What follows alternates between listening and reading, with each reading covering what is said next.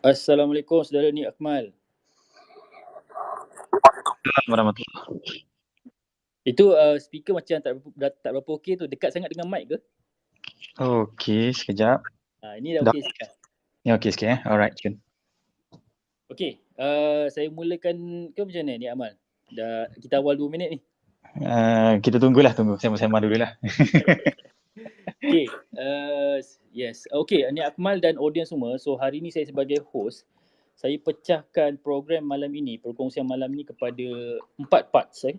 Satu, Oh, keempat. So part pertama adalah soal kenal siapa Nik Akmal. Kemudian part kedua adalah Nik Akmal akan berkongsi serba sedikit tentang kajian teraju. Ni agak penting sebab Nik Akmal akan berikan input-input yang penting daripada kajian teraju ni. Kemudian sesi ketiga adalah sesi yang paling penting. Kemudian sesi keempat, nanti saya bagi tahu apa sesi keempat tu. So kita tunggu 800, alhamdulillah. Dahsyat 800. Hari tu kita buat 1007 lah. 1007 Saya mengharapkan malam ni 2000. Oh, subhanallah. Okay juga ni, ramai datang awal. Kita masih awal 1 minit.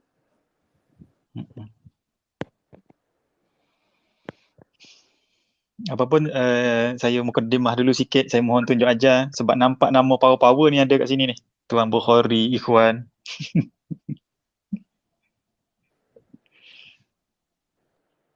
Dia ada beberapa perkara hari itulah waktu saya collect sampel, saya collect soalan-soalan daripada audience tentang minima gaji minima, job hopping ni. Kemudian ada selepas tu ada sedikit perbalahan ke perbincangan. Orang tak berapa okey lah dengan minimum wage ni.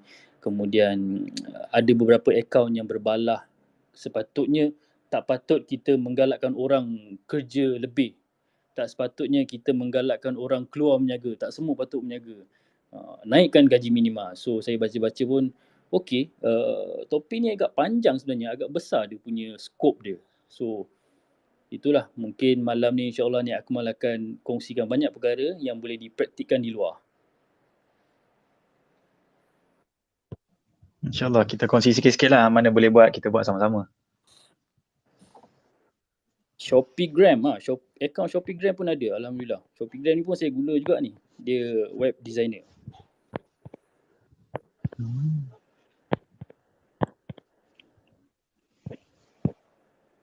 Okey, Nik Akmal, saya rasa kita dah boleh mula sebab dah lebih 1 minit.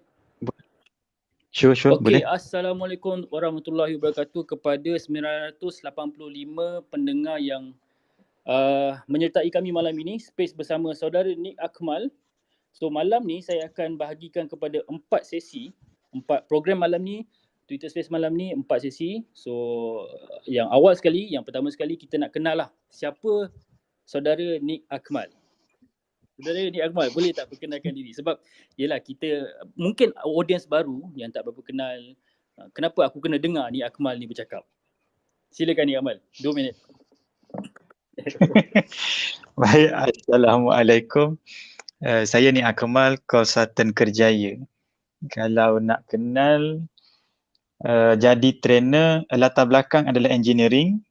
Maka bila budak engineering bercakap, biasanya dia ke arah problem solving lah. Sebab itu budak engineering paling banyak sekali tukar bidang, lebih kurang 43% daripada keseluruhan. Right. Saya bekerja sebagai trainer sejak 2012.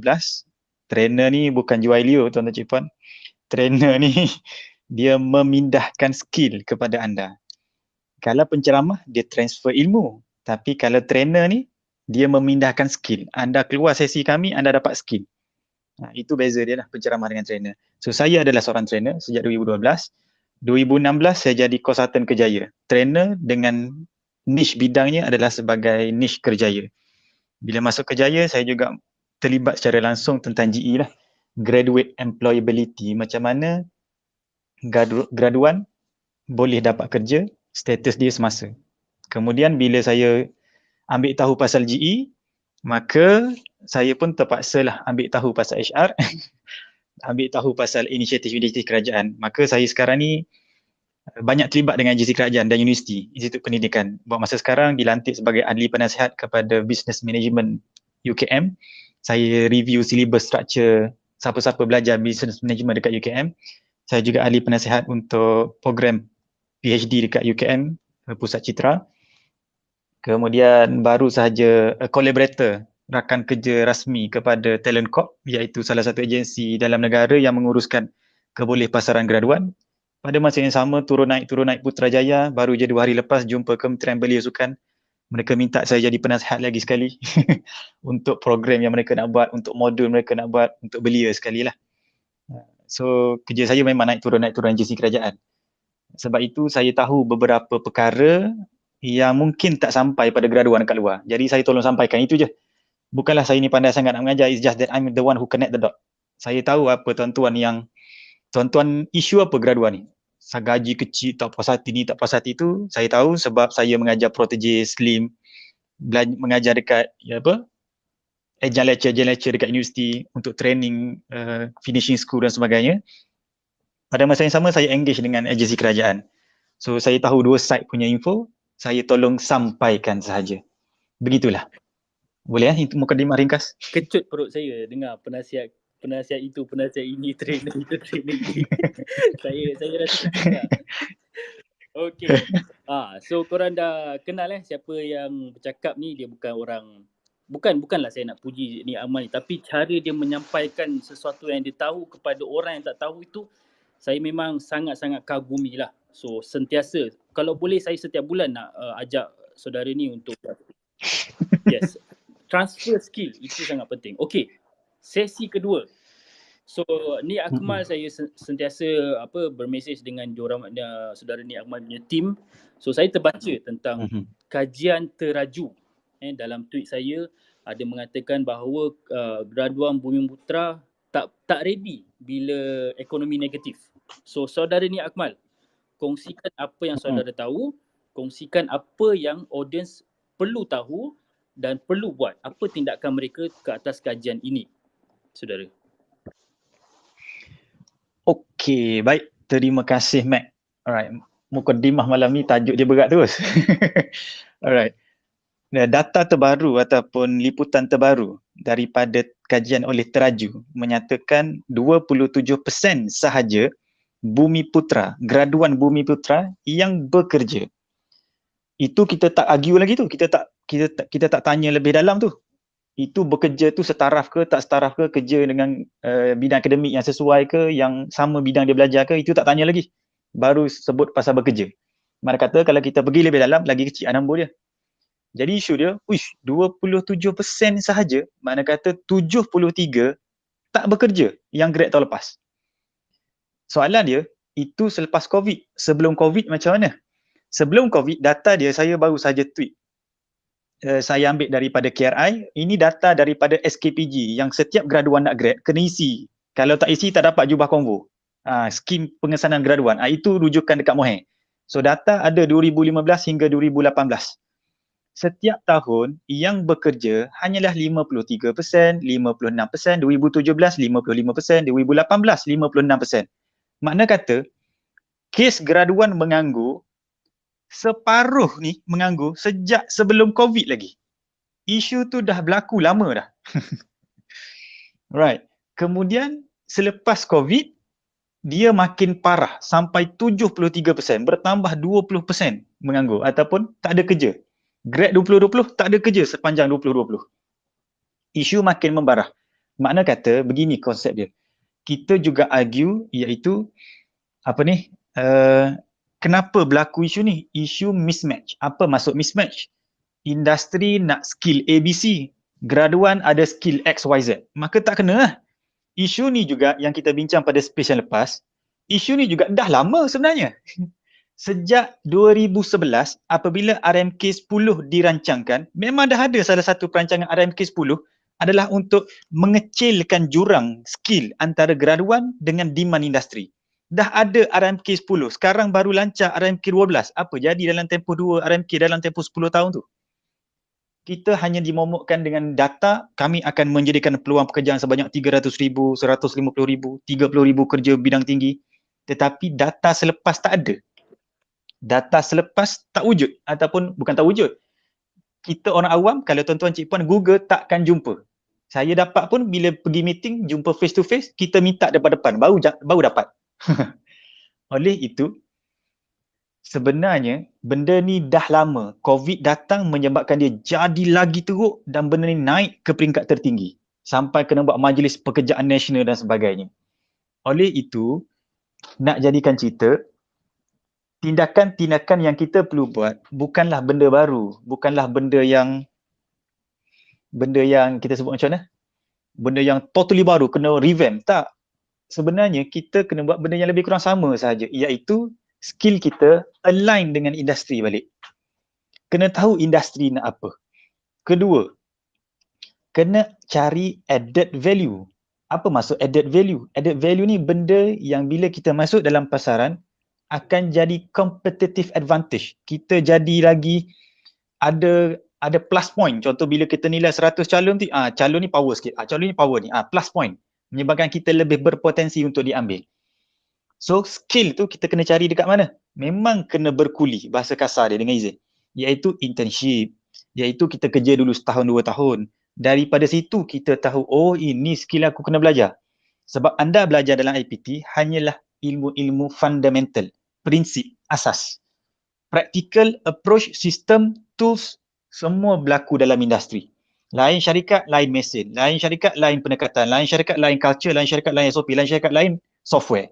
Maka memang application berlaku dekat industri. Itu memang tak boleh elak. Namun, yang menjadi menarik kat sini adalah, tahukah anda, dekat Malaysia, ini saya bagi solution solution yang Malaysia dah lancar dah 2018. Tapi slow, lembab nak mampus. Bila kena COVID baru nak berlari pecut, baru menggelabah. Iaitu yang pertama adalah work-based learning. Bukan intern work-based learning yang sudah lama diamalkan oleh graduan politeknik yang menyebabkan graduan politeknik tak ada isu mengganggu sangat. Apa benda work-based learning? Macam Jerman. Kenapa engineer dekat Jerman popular? High quality, bagus, terutama dalam bidang otomotif. Sebab satu sem belajar kelas, satu sem belajar dekat industri. Kemudian masuk sem ketiga belajar kat kelas, universiti, sem keempat pergi industri, sem kelima masuk kelas, sem keenam pergi industri. Itulah work-based learning. Dia by monthly, ada by daily, weekly, monthly. So berlaku dekat Jerman adalah menjadikan tempoh mengajar memang lama. 6 tahun, 5 tahun. Tapi bila keluar tu, kena sambar dengan industri serta-merta, sambar, selesai, habis. Tak ada isu pengangguran yang kritikal untuk otomotif. Bahkan mereka menerajui otomotif di peringkat dunia. That is Jerman punya structure. Di Malaysia, baru nak bergerak dengan lebih aktif. Contoh, saya dijemput untuk jadi collaborator dengan UKM Pusat Citra. Mereka buat benda ni, work-based learning. Yang mereka panggil sebagai 2U2I.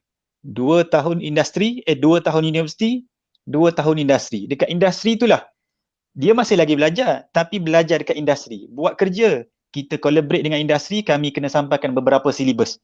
Okay, contoh, 6 bulan pertama kena ajar silibus ni. Dari sudut praktikal. Maka pelajar tu dibayar allowance, tapi allowance dia macam allowance intern lah. Ataupun allowance dia tu fleksibel pada syarikat nak bayar 1,000 ke 2,000 ke, paling sikit 800, 600 lah. Ini menyebabkan graduan tu lebih kompetitif.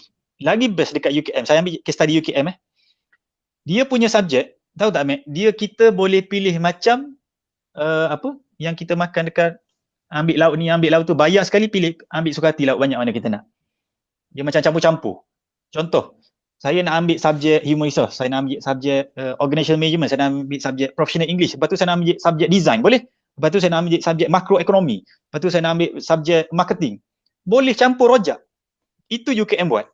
Saya bila dengar tu, okey, ini power, aku setuju nak jadi collaborator. Dia panggil 2U2I ataupun 3U2I, work-based learning. Menyebabkan... Sorry, saudara ni Amal. Saya takut saudara agak jauh sikit. Tapi saya ada satu soalan. Work-based learning yang tadi saudara sebut tadi, banyak politeknik Malaysia yang amalkan, betul tak?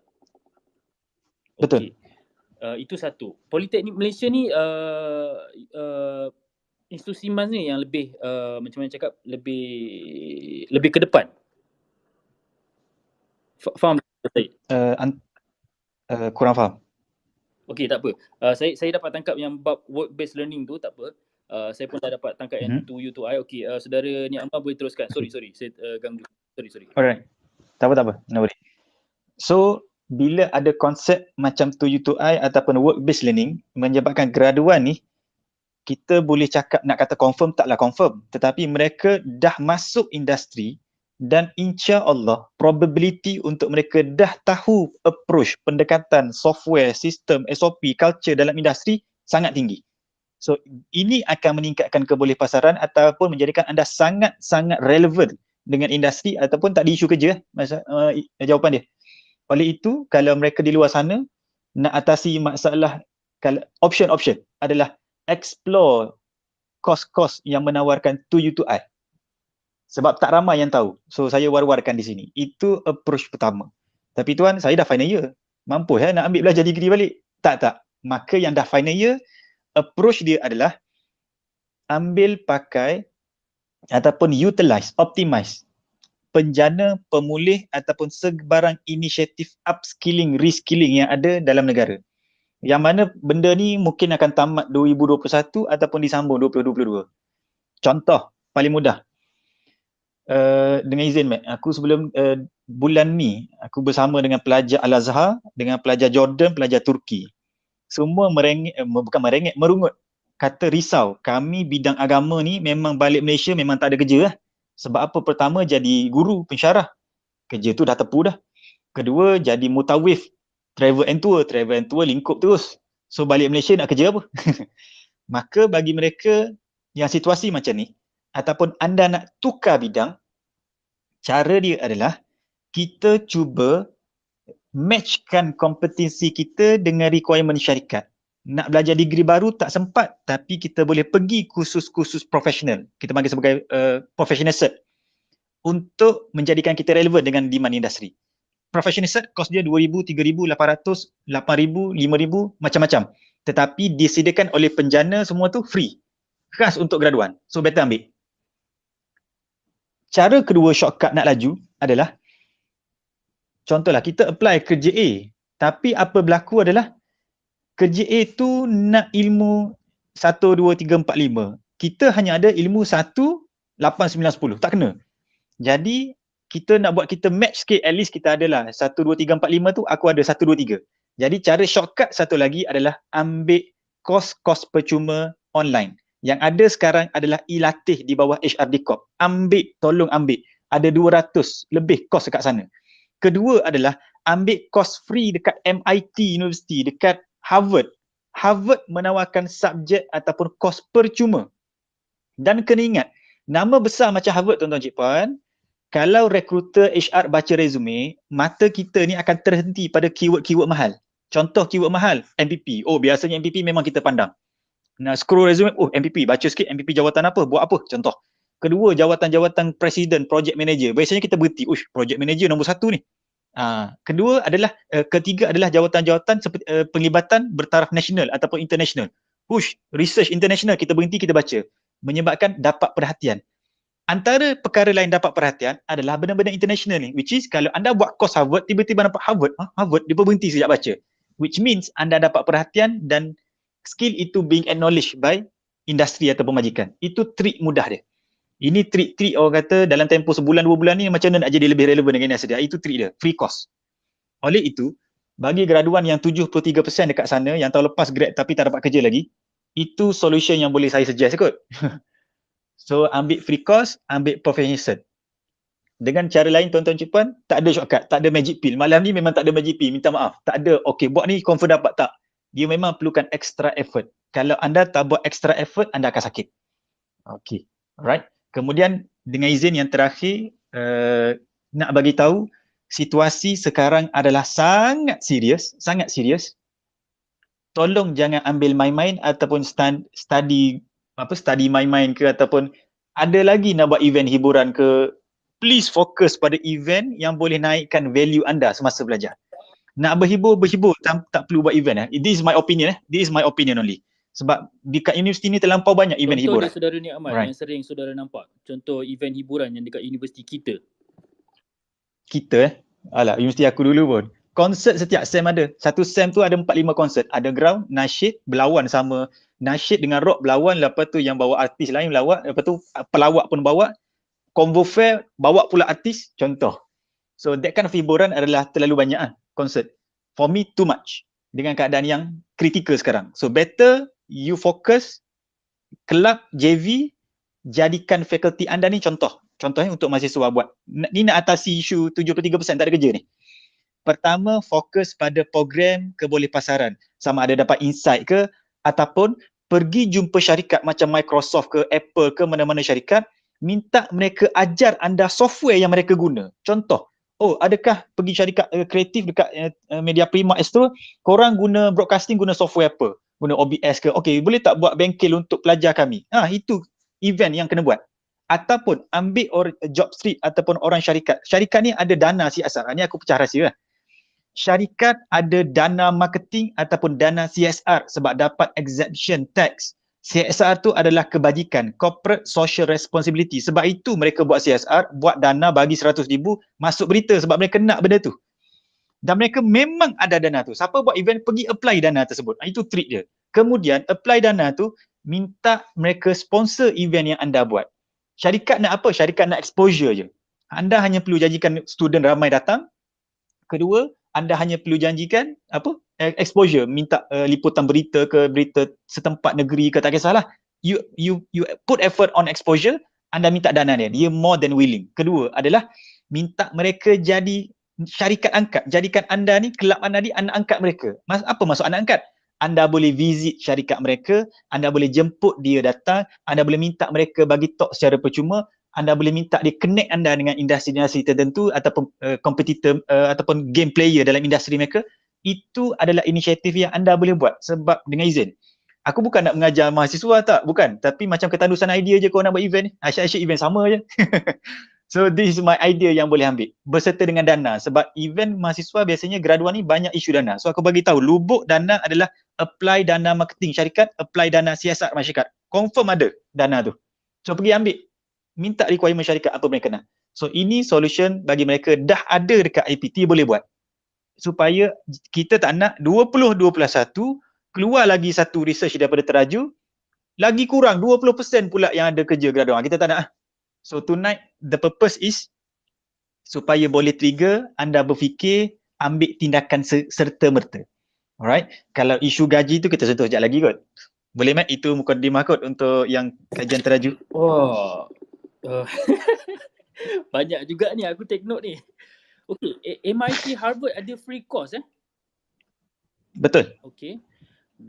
Yang bab bidang agama, kerja, tepung, tawif tu mungkin nanti belakang sikit kita sentuh. Kemudian tukar bidang, upskill pun belakang sikit. Ni Akmal, aku terfokus dekat 2 tahun universiti, 2 tahun industri. Boleh tak perincikan lagi? I see. To you to I, 2 tahun universiti, 2 tahun industri adalah konsep work-based learning, WBL. Dia lagi advance daripada intern. Intern tu 3 bulan je, lepas tu habis. Ini tak. Anda duduk 2 tahun dalam industri. Konsep dia 2 tahun wajib belajar kat universiti, kemudian tahun ketiga, tahun keempat, anda belajar sambil bekerja. Mana kata silibus dia tak ada silibus. Tetapi industri yang cover silibus tu dengan cara praktikal. Tujuan dia totally supaya graduan tersebut pertama dapat skill hands on, boleh guna, boleh pakai terus. Yang kedua adalah nak kecilkan gap. Kan isu kemahiran isu mismatch. Skill IPT bagi skill tak relevan dengan industri. Isu ni sejak 2011 2008 dah. RMK 10 dah jalan. Maka to you to I ni dia aim untuk selesaikan isu tu. Maka pendekatan tu bagi aku sangat bagus lah. Okay. Tak nak sentuh yang lain, tak nak sentuh lecturer, tapi yang ada sekarang ada 5 universiti yang memberi komitmen untuk jalankan WBN. Ini universiti awam lah. Yang aku tahu adalah UKM sebab dia minta collaborate. Yang lain aku tahu ada UMK, tapi aku tahu dia punya structure macam mana. Yang aku explain ni adalah structure UKM. For now lah. Itulah lebih kurang, Mat. Okay. Kau cakap sejak 2011 kita ada masalah mismatch dengan industri ni. So dari 2011 sampai tahun sekarang nak masuk 2022, Kita dah bertukar government 2-3 kali rasanya. Government yang lain pun tak ada apa-apa impact kepada pembaharuan ini. Macam tu ke ni, Akmal? Sorry kalau sensitif. Kalau tak boleh jawab tak apa, kita pass soalan ni.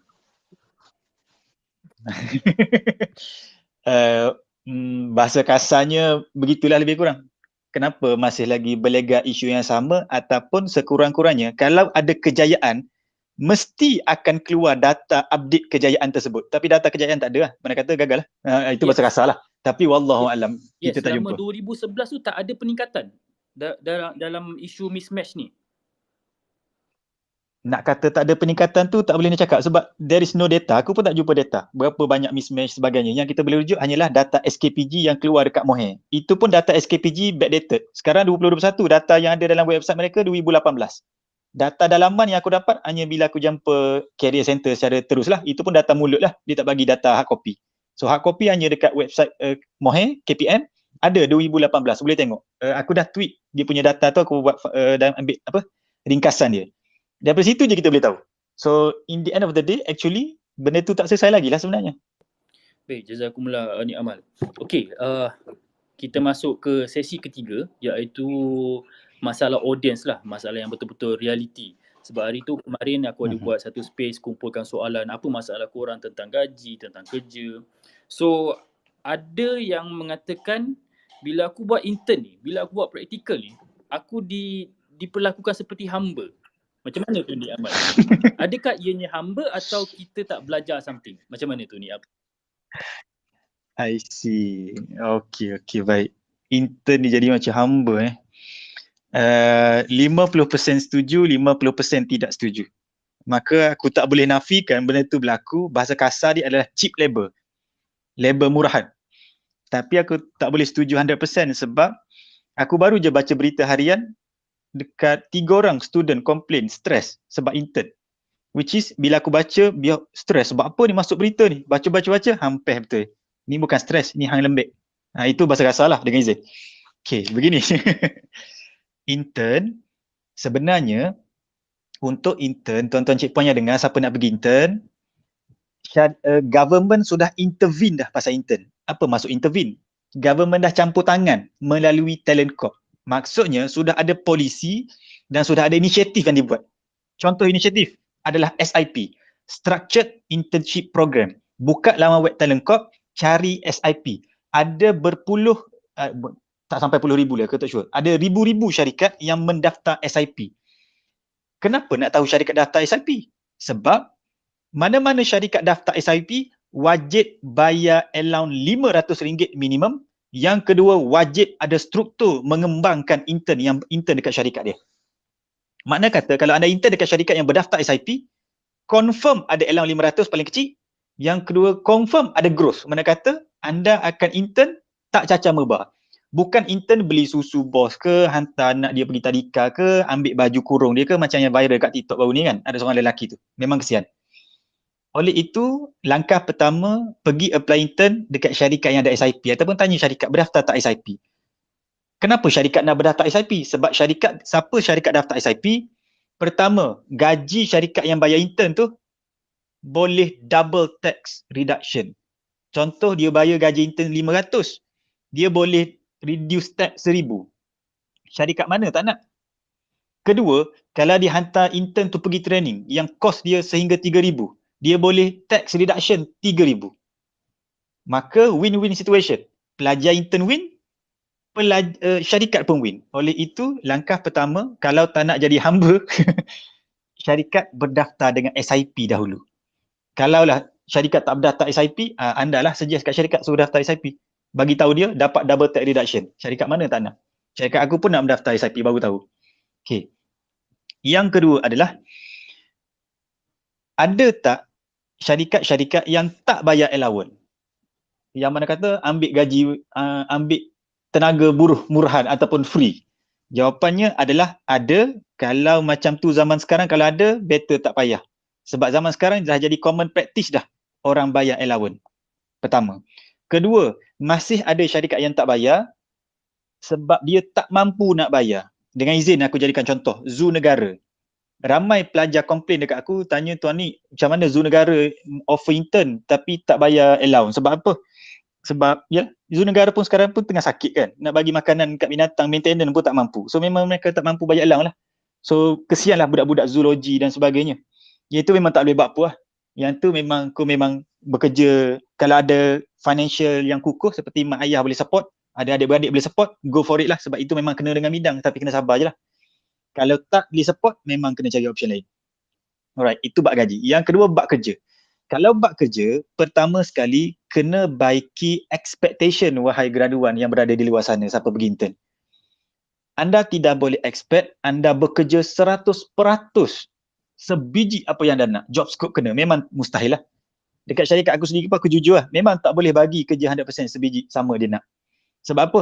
Dia kena belajar etika bekerja, dia kena belajar SOP syarikat, dia kena belajar deal benda-benda asas dulu. Contoh, urus dokumen, jumpa klien, cold call ke, itu perkara asas kena buat dulu. Bahasa mudah dia, at least 80-20. 80 job scope berkaitan, 20 job scope tidak berkaitan. 70% job scope berkaitan, 30% job scope tak berkaitan. Itu okey. Paling teruk pun 50-50. Itu paling teruk lah bagi aku. Katalah, hang ada option, ambil option lain. Kalau tak ada option, at least 50-50 lah. Okey. Kemudian jadi hamba ni, konsep dia adalah overwork aku kira. Overwork mana kata perah sampai ke malam dan sebagainya. Okey. Dia datang di sini dua side. Syarikat nak perah. Kalau perah, bagi aku okey jika dia perah dalam job scope yang kena dengan student. Which means win-win situation juga. Syarikat perah tapi student belajar sesuatu. Benda yang mahal, skill. Bagi aku okey. Syarikat bagi opportunity, exposure. Student offer macam kerja overtime lah macam tu. Bagi aku itu masih lagi boleh tolerate. Right. Tetapi kalau dia perah, kerja tak berkaitan ataupun minta kerja yang langsung tak kena dengan job scope, yang tu kena pertimbangkan balik. Bukanlah kita tolak 100%. Kita ni pandai-pandai tarik tali lah, pandai tarik tali. Kadang-kadang graduan kena pandai seni bercakap. Contoh, kita ada SV nombor 1. Memang SV tu yang bagi kita kerja. Tapi bila masuk kerja, jangan terkejut.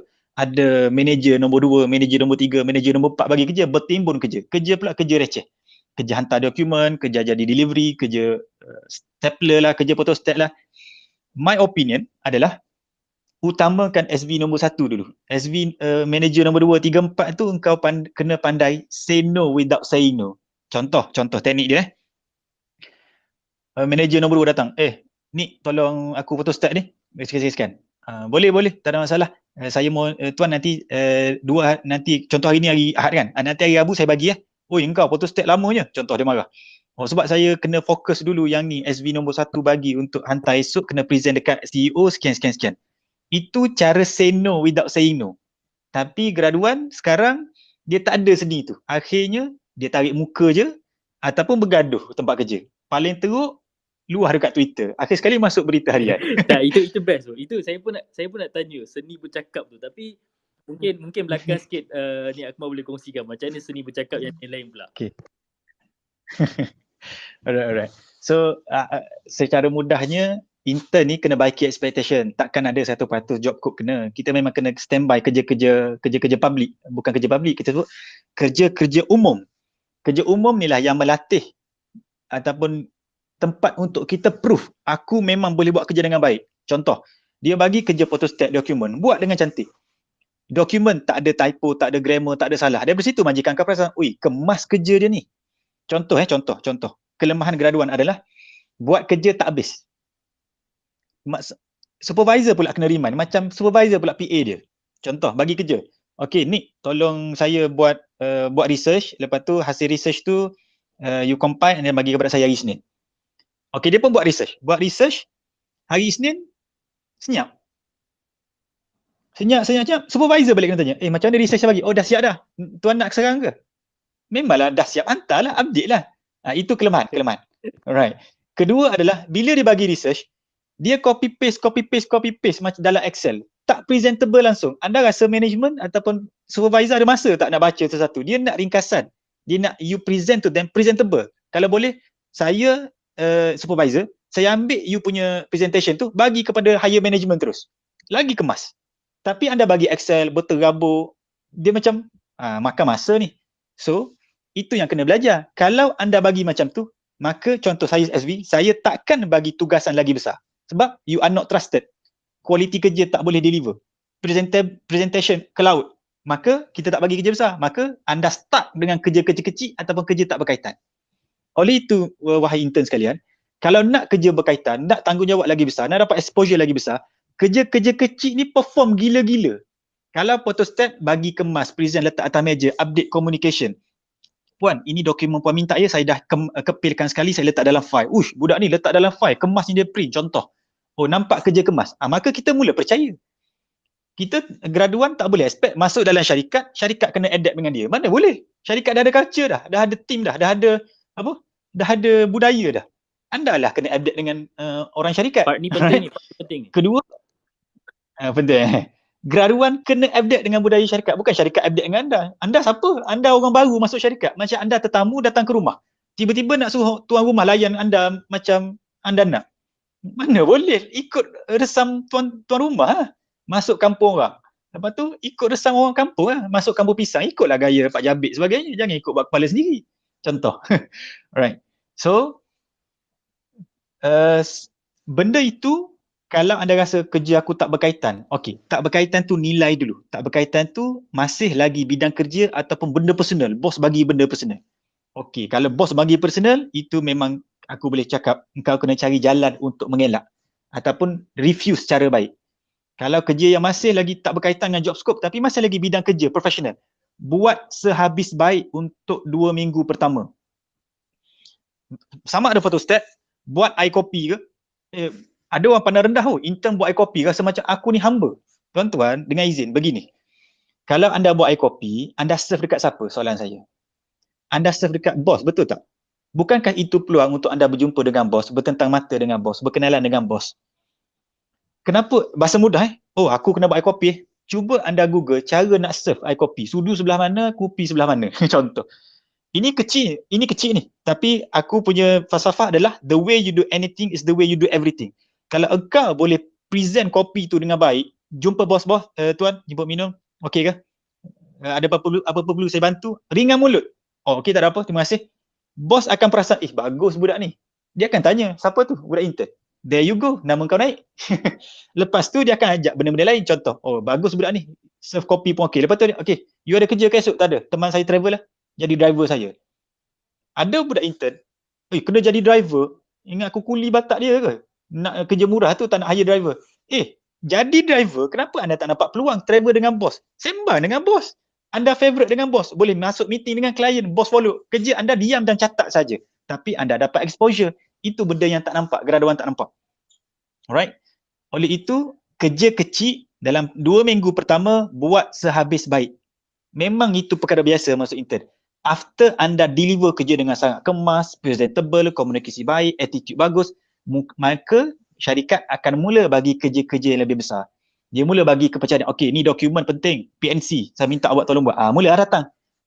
Bila kita deliver dulu, sebab kita kena gain trust dulu. Sebab aku pernah dapat seorang intern finance, dia expect dia buat accounting, kira gaji staff. Kau ingat aku siapa nak tahu gaji staff syarikat? Bagilah kerja-kerja resit dulu, payment voucher dulu kan. Tanpa-tanpa resit dulu, itu biasalah buat expenditure dulu. Maka start small and then go big. Alright. Itu mukadimah. Tapi aku tak, bukan mukadimah itu dah banyak dah kot. Tapi aku nak sebut, limit kepada bully ataupun ambil kesempatan adalah bila majikan sampai 2 bulan minta buat kerja tak berkaitan, itu ambil kesempatan lah. Ataupun buat kerja yang bersifat sangat personal, bukan profesional dah, itu ambil kesempatan. Okay, so beza dia kat situ. That is my opinion. Begitulah, Matt. Jazakumullah. Tapi rasanya untuk space akan datang kita kena buat seni bercakap ni, sedap sikit ni. How to say no without saying no. Okay. Orang dah mula retweet ni. Jazakumullah kepada 2,100 orang. Wow. Okay, jazakumullah. Thank you. Okey, kepada mereka yang tengah request nak jadi speaker, buat masa ni mungkin saya tak bagi ruang, saya nak bagi ruang dan peluang kepada saudara Nik Akmal untuk teruskan dia punya perkongsian. So mungkin saya akan terima soalan dalam berbentuk teks, tapi kita masih dalam sesi ketiga untuk program ni, sesi ketiga iaitu soalan-soalan daripada audiens yang lepas. So saya akan bacakan lagi. Okey, yang pasal masalah minimum wage ni mungkin kita belakangkan sikit Nik Akmal. Okey, Nik Akmal, soalan ni ada berkaitan dengan added value. Macam mana seorang graduan tu bila dia keluar daripada universiti, dia tengok tak mismatch. Aku nak added value macam mana lagi? Competitive advantage macam mana yang aku perlukan lagi? Itu soalan daripada sampel yang saya dapat lah. Okey, baik. Saya jawab secara ringkas sebab benda ni dah kongsi pada space pertama. So, macam mana nak tahu requirement khusus untuk jawatan yang anda apply? Cara dia, aku recap secara ringkas, secara pantas. Pilih dulu jawatan yang anda nak. Decide dulu jawatan apa. Contoh, admin. Contoh, mechanical engineer. Contoh, designer. Okay, ambil katalah designer. Kumpul 20 iklan kerja berjawatan designer. Tak kisah industri apa. Letak depan mata 20 tu. Itu langkah pertama. Langkah kedua adalah analyse, cari pattern. Cari pattern macam mana? Gariskan apa requirement dia. Kemudian analisa. Requirement mana yang berulang banyak kali. Contoh, daripada 20 iklan kerja, ada 3 requirement yang berulang 20 kali. Mana kata kita faham lah. Itulah hardcore skill yang kena ada untuk jawatan graphic designer. Contoh, kena pandai Photoshop. Kedua adalah kena pandai ambil fotografi, kena pandai angle contoh. Ketiga adalah kena kita panggil sebagai work in team, teamwork contoh. Maka kita tahu, daripada analisa tu, itu skill yang aku kena asah. Maka pergilah ambil kursus, ambil cert, ambil apa-apa pun, ambil freelance job ke, buat kerja, buat YouTube channel ke, yang boleh memberi added value ke arah itu.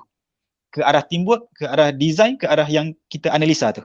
So itu secara ringkas. Wallahualam. Okey. Ada orang sambung degree, sambung PhD, kemudian diploma, diorang punya proses belajar ni untuk pendidikan tinggi ni panjang.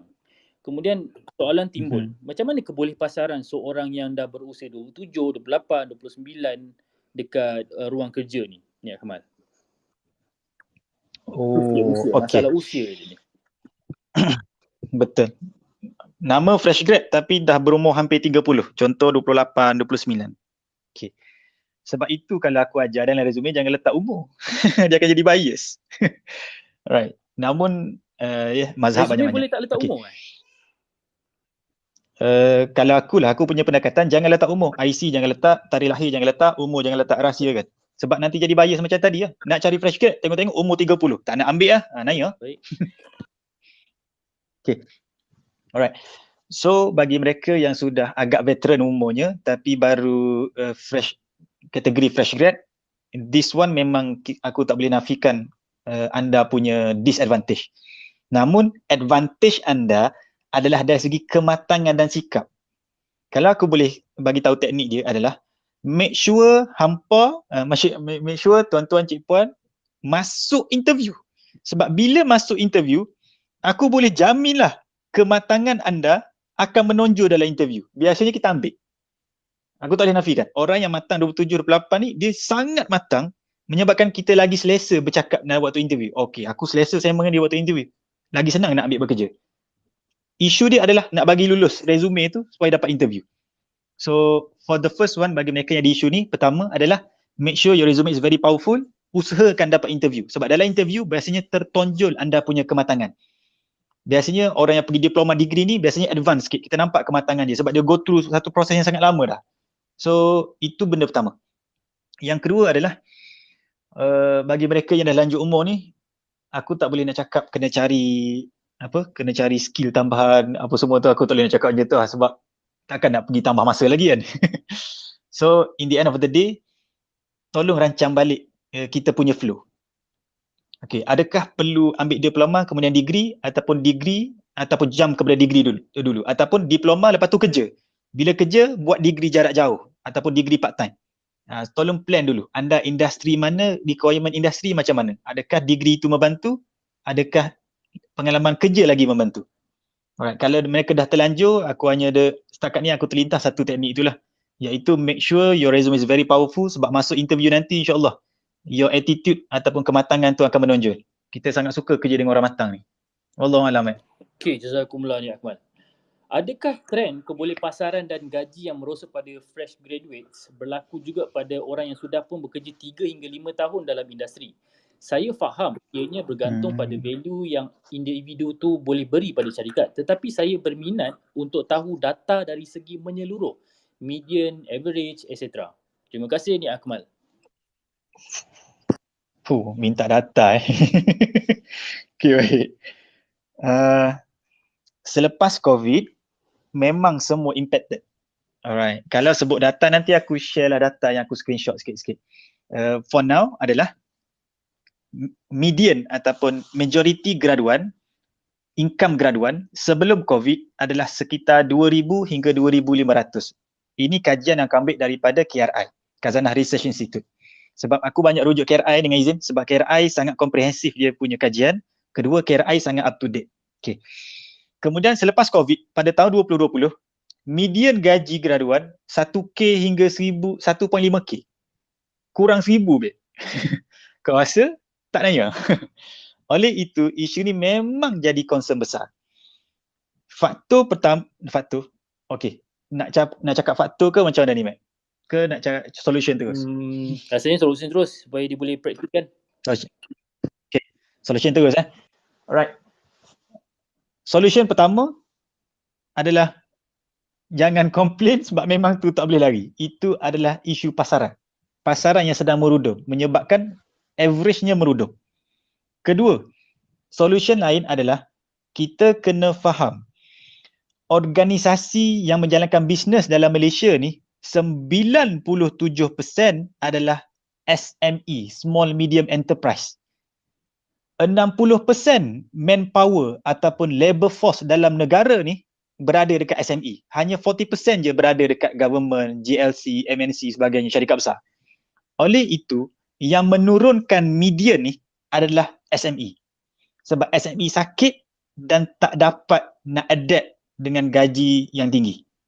Oleh itu, kalau hang nak fight gaji tinggi juga, pergi kepada MNC, government, GLC. Mereka memang sediakan standard yang agak tinggi. Yang menjatuhkan median ataupun purata gaji ni adalah bahagian SME. Itu realiti dia. Alright, cuma bila sebut nak bersaing dengan syarikat government, GLC dengan MNC, sebab jumlah dia kecil, persaingan jadi susah lah. Sebab itu aku sendiri pun test, Matt, dengan izin. Aku test apply dengan satu syarikat yang besar lah dekat Malaysia ni. Aku apply satu kerja tu kat Jobstreet, tengok-tengok 1,000 orang apply jawatan sama. Gila, untuk satu jawatan 1,000. Itu apa? Memang itu susah. MNC atau GLC?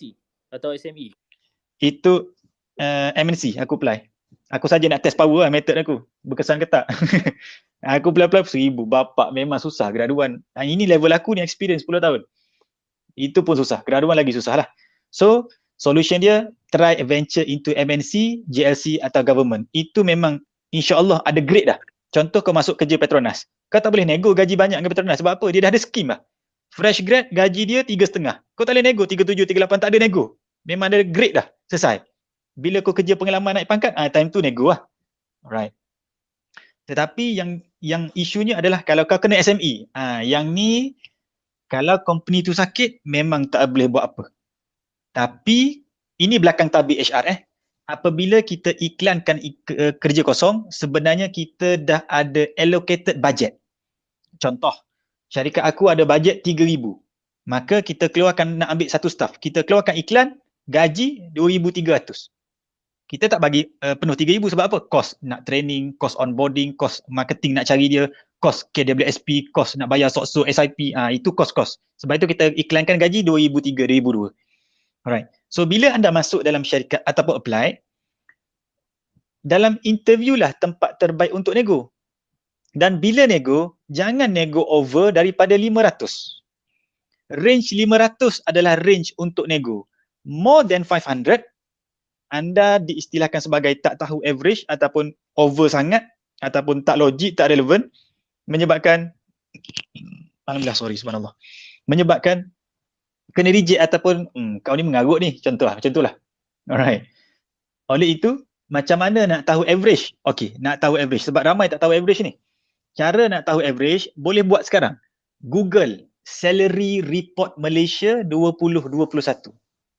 Aku ulang lagi sekali, cara nak tahu average gaji dalam Malaysia mengikut lokasi ke, mengikut industri ke, Google Salary Report Malaysia 2021. Kemudian dalam hasil carian tersebut ada rujukan, contoh Michelle Page, Hayes, ini semua rekruter yang besar ni. Robert Walter, itu syarikat besar yang buat kajian. Download report mereka, kena bagi email, kena bagi nombor telefon lah, biasalah, itu perkara biasa. Download report mereka, tengok untuk jawatan anda entry level kalau graduan, kalau ada pengalaman 5-8 tahun adalah mid level, kalau 10 tahun ke atas adalah senior level biasanya. Tengok lokasi, Alustar berapa gaji, Kedah berapa, dekat Penang berapa gaji, kat Kota Baru berapa gaji, kat KL berapa gaji. Dia memang pisahkan ikut lokasi. Bahkan dia pisahkan ikut sektor. Contoh, kerja admin, sektor finance berapa? Kerja admin, sektor manufacturing berapa? Kerja admin, sektor telecommunication berapa? Sangat detail. Antara yang detail aku boleh suggest adalah Hayes ataupun Michelle Page. Dua ni aku download, aku baca sendiri, oh very detail, boleh tahu. Alright. So, bila nak letak average salary, letaklah average salary dalam resume based on report. Nanti bila dalam interview, majikan biasanya dia akan tiau anda supaya rendahkan gaji. Okay. Cara dia tiau rendahkan gaji, bajet dia 2003 kan. Interview, dia bertanya, okey, menarik ni. Bab gaji ni, apa kata kami offer 2,100. Sebab dalam resume kata nak 2,300, kami offer 1,100 je kami mampu. Macam mana? Itu confirm majikan ataupun syarikat akan tiau bagi rendah dulu. Tak pandai nego, dapat rendah. Tak, ataupun salah cara cakap, nampak rude ataupun nampak tak beretika. Oleh itu, cara nego baik, ini skill teknikal dia adalah, pertama, argument yang engkau nak argue mesti dalam range 500 sahaja. Dia bagi 2,100, range dia biasanya 2,600 kita boleh pergi naik, ataupun 2,500, 2,400, itu. Kalau kadang-kadang bolehlah pergi 800, tapi jarang-jarang berjaya. Nak naik 1,000, almost impossible. Kecuali jawatan senior. Jawatan senior boleh. Dia offer gaji 8,000, kau nak nego dapat 9,000. Senior lain cerita. Tapi kalau untuk graduan baru, susah. 500 adalah yang paling relevan. Kedua adalah, argument yang kita nak argue adalah, jangan argue aku ni bagus, saya CGPA tinggi, saya aktif. Itu seolah-olah jurujual datang kat kita, cik, belilah produk ni bagus, produk ni design nombor 1, produk ni hebat, produk ni hebat, produk ni hebat. Okay, produk hebat, so what? Apa kaitan dengan aku? Konsep sama. Oleh itu, cara kita argue adalah, apa sumbangan kita boleh bagi pada syarikat. Part itu lebih meyakinkan. Sama macam produk lah, tuan. Kalau pakai ni, kulit jadi cantik, jadi bersih, jadi look sinar, jadi glow in the dark contoh.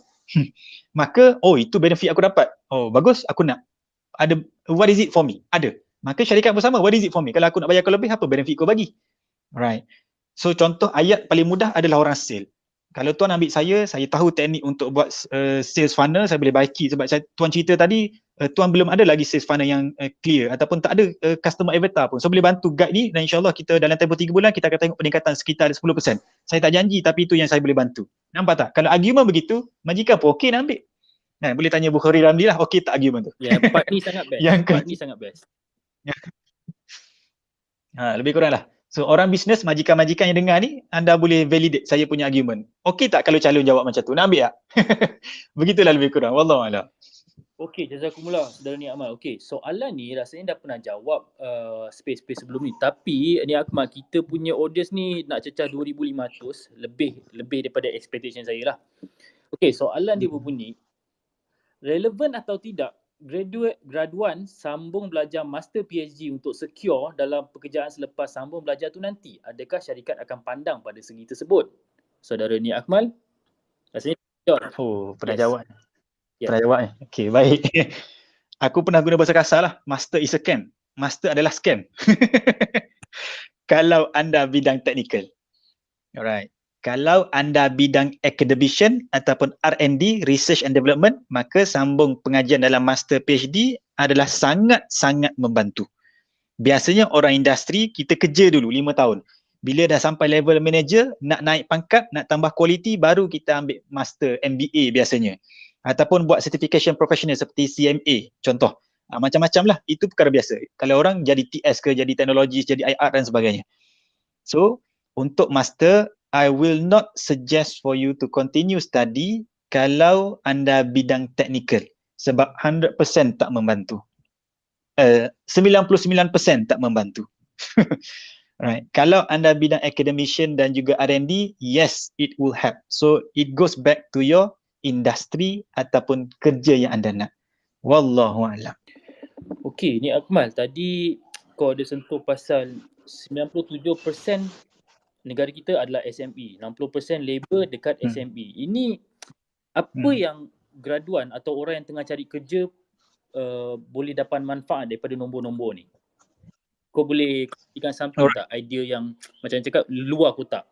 Sebab aku nampak besar juga angka dia. 97% SME. Betul. 97% dari segi organisasi lah, organisasi. Dari segi manpower 60%. So what happened is actually kerajaan sebenarnya nak membanyakkan lagi SME ni. Sebab itu digalakkan rakyat Malaysia jadi usahawan. Sebab itu kita ada dasar keusahawanan negara 2030. Oleh itu, pilihan untuk jadi usahawan sebenarnya pilihan yang bagus. Right. Cuma sistem pendidikan Malaysia ni dia tak membantu usahawan lah. Waktu sekolah tadika aku belajar exam oriented, sekolah rendah exam oriented, sekolah menengah exam oriented, masuk universiti exam oriented, tiba-tiba bila habis belajar nak jadi usahawan, agak-agak. Lepas tu kata bantuan kita dah buat banyak dah, berjuta kita bagi di bawah MDEC, di bawah MARA, PUNB, tapi graduan kita ni, usahawan kita ni tak kompeten. Actually, it's not about them not being competent, it's about the system itself. So itu pasal usahawan. Okay. Tentang nombor, kita kena sedar SME lah yang menyebabkan average dalam mana-mana kajian tu naik turun. Oleh itu, apabila SME ni diperkasakan, maka average ke purata tu akan naik. Oleh itu, kalau ada usahawan yang ada dalam ni, orang yang bekerja SME, do your best, naikkan bisnes-bisnes masing-masing. Buat yang terbaik. Dah cukup dah kita bisnes cacah merba, campur account bank, account personal, tak perlu dah, cukup dah. So, duit kembangkan, tak perlu besar pun, bukan nak jadi kaya raya gila-gila macam Tan Sri Vincent Tan, tidak, bukan begitu. Kita nak jadi dia sustainable, kita boleh hire 10 orang, boleh hire 20 orang, dah okey dah, cukup bagus dah. Alright. Untuk graduan, anda kena sedar, yang promote dekat IG, yang kawan kita dapat gaji besar, yang kita jealous, publish sebenarnya, itu hanyalah IG semata-mata, ataupun kita panggil data-data tu cherry pick. Sebab data yang kita tengok cantik sebenarnya. Median gaji rakyat Malaysia 3,500, pala otak dia. Reality dia sepatutnya tengok pada SME. Bila SME kuat, maka kuat ekonomi tersebut. Sebab itu banyak bantuan diberikan kepada SME. Okey. Boleh kalau SME kuat, ekonomi kukuh. Begitu ke? Betul. Baik. Yes. Sebab yang akan ni aku jadi. nak kena tweet ni. Okey, tweet dulu. Okey. Nanti aku share lagi data daripada KRI ataupun DOSM. Nanti aku tweet jugalah. Sambil aku tweet yang tadi tu, kongsikan sedikit kenapa kau cakap sistem education dekat Malaysia ni tidak menerapkan ilmu-ilmu keusahawanan. Sebab kau cakap tadi, keusahawanan Malaysia rendah. Yes. So aku tweet kejap kau boleh kongsikan kepada audience. Boleh. Baik. Keusahawanan rendah. Tanpa, ini tak boleh nafi kot. Sebenarnya ada unjuran, aku lupa berapa persen. Negara mensasarkan untuk capai jumlah usahawan dalam negara sekitar 40% ke berapa, aku tak silap. Tapi nombor tu sangat jauh daripada tercapai. Kita sekarang ni lebih kurang dalam 20% plus, begitulah. Oleh itu sangat banyak inisiatif usahawan dijalankan. Cuma sistem ataupun mindset usahawan ni diterapkan dalam sistem pendidikan tu tak banyak. Yang aku nampak dengan izin adalah mereka-mereka yang join program koperasi, yang jadi ahli koperasi, jadi persatuan usahawan muda. Kalau MARA, aku belajar dekat MSM dengan izin, memang ada usaha-usaha untuk melatih pelajar berniaga. Tak pun pelajar tu sendiri yang berniaga. Jual burger ke, jual krepek daripada rumah ke. Itu je lah exposure dia. Contoh dengan izin 5 tahun lepas, aku pernah cari pelajar marketing sebagainya, belajar marketing, belajar bisnes. Bila tanya, okey kita buat macam ni, macam interview. Tapi bila tanya, pernah buat bisnes, belajar subjek bisnes, belajar saja ni dapat A sebagainya. Buat apa? Buat bisnes begini-begini, buka IG. Lepas tu tanya benda asas. Ada buka syarikat? Tak ada. Belajar bisnes tak ada buat syarikat. Itu IBT, aduh sakit. Lepas tu yang terbaru, alhamdulillah dah okey dah. Aku jumpa pelajar UMK, Universiti Malaysia Kelantan, belajar bahagian bisnes. And apa, teknopreneur ke apa. Tanya ada buka syarikat, buat bisnes, berapa banyak projek? Ada 3 projek, jual cookies, jual ni, jual tu. Ada buka syarikat? Ada buka syarikat, wajib buka syarikat. Okey lah. Makin elok dah. Tetapi untuk melahirkan usahawan yang betul-betul usahawan, sebab mindset usahawan ni lain, jiwa dia lain. Tanyalah Bukhari Ramli, semalam aku dengar dia hari tu space kan, power, dia punya mindset totally pelik. Kalau orang makan gaji dengar macam apa benda dia cakap tak faham. Kan? Oleh itu dia perlu diasah, dibina, diekspos sejak sekolah menengah lagi. Ajar kira-kira sekolah menengah. Contoh, ajar kira teks. Ni aku punya pendapat saja. Ajar kira teks sekolah menengah. Sebab bisnes ada banyak cara boleh tai chi teks. Orang yang paling banyak kena teks adalah gaji lah. Orang yang paling banyak kena teks orang middle income lah. Kan contoh. Okay. Kedua adalah bila kita mindset exam oriented adalah kita takut salah. Takut sangat salah. Balik rumah dapat makan 80. Mak ayah tanya, mana lagi 20? Bukan tanya, bagus dapat 80. Dia akan tanya, mana lagi hilang 20? Kenapa tak dapat 100? Right. Tapi dalam bisnes, kita tak boleh takut salah. Salah lah yang mengajar. Tapi bukanlah sembrono. Kita ambil calculated risk. Ambil risiko yang telah dikira. Kalau sakit, okey, ada emergency exit. Kalau sakit, buat cara B. Kedua adalah, dengan izin. Orang bisnes kena sangat agile. Buka. Agile ni sangat cepat berubah. Tak jadi ni, macam tak berapa nak jadi ni. Pak tukar. Sale tak jadi ataupun marketing tak jadi. Tukar terus. Update cepat. So dia tidak ada rutin. Idea kena sentiasa fresh. Kena perhati pattern. Okay, behavior pelanggan berubah. Tukar. Tetapi kalau kita kerja pejabat, bahasa kasar dengan izin minta maaf tuan-tuan cik puan, saya minta maaf kalau saya sebut ada mengguris hati, kerja kerajaan, mereka boleh berubah dengan cepat ke tak? Sebab they are not directly impacted. Kalau aku tak tukar, businessman tak tukar, tak ada income, nak bayar gaji staff macam mana? Aku nak makan macam mana? Nak kembang macam mana? Overhead macam mana? Itu cerita OPEX, CAPEX macam mana? Kan? Tapi orang makan gaji, okay, jadi tak jadi, syarikat lingkup cari kerja lain. So aku struggle cari gaji. So mindset tu totally different. Attitude yang dibina pun different. Sebab itu agak struggle orang yang habis belajar dah baru nak mula bisnes. So that's what I mentioned by dah kena tanam elemen-elemen DNA bisnes ni dalam graduan yang buat bisnes. Bahkan dengan izin, minta maaf saya sebut lagi sekali. Sesiapa yang datang syarikat interview dan dia ni memang dalam kepala dia cakap terus terang, saya nak kerja 5 tahun je, lepas tu saya nak buat bisnes sendiri. Kita ambil dia bekerja, cara kerja dia totally extra daripada orang biasa. Totally extra. Sebab mindset tu dia dah ada. Aku nak bisnes sendiri, so aku nak prepare macam ni, nak prepare macam ni. Dia sangat jelas apa dia nak, dia sangat extra effort, dia tak ada complain. Dia bahasa kasar dengan izin, banyak aku kena minta izin malam ni. Dia tak lembik. Bahkan mereka ni memang sangat puas hati. Dan bila dia habis 5 tahun, contoh bekerja, aku baru dapat sharing ni daripada seorang Herald Technology. Dia bahagian construction. Dia kata sama juga pendapat dengan aku. Bila ada orang interview, dia kata saya nak kerja dengan tuan ni terang 3 tahun je. Lepas tu saya nak buat bisnes sendiri. Saya nak buat charge sendiri, construction sendiri, maintenance sendiri. Okey, tak ada hal. Ajar. Dia pun berhenti buat bisnes sendiri. Last sekali jadi partner ataupun jadi sama-sama kompetitor ataupun sama-sama geng rakan dalam bisnes industri yang sama. So DNA bisnes perlu diterapkan dengan awal lagi. Dia macam kita bincang sebelum ni lah, sistem education Malaysia perlukan total revamp ataupun total overhaul. Tak boleh dinafikan. That is my personal opinion. Bahkan Dr. Mazli Malik pun dah hantar JKD usul untuk revamp. Dah buat pun jawatan kuasa JKD kajian dasar 2018, tapi hasil dia tu tak tahu macam mana. Dr. Mazli kata nak tahu apa cadangan oleh JKD kena baca buku dia. Wallahualam. Itulah kadang-kadang aku pun aku sebagai orang bisnes pun kadang-kadang rasa bersalah juga nak suruh orang keluar peniaga sebab diorang memang tak ada basic tau. Diorang kadang-kadang aku degree engineering, takkan aku nak meniaga burger. Macam mana tu? Kita bukan nak merendahkan degree tu tau, tapi kita macam cakap jalan dia dah buntu dah. Tapi kita bagi jalan lain, lepas tu dia terasa something. Macam mana tu? terasa macam downgrade Ya, dia. ada yang macam tu. Ada yang saya jumpa orang macam tu. Takkanlah aku nak buat tu buat ni, takkan aku nak jual keripik. Betul lah, itulah doktrin yang ditanam ataupun doktrin masyarakat kita lah.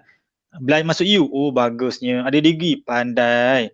Kalau ada degree mesti ada kereta Honda kan?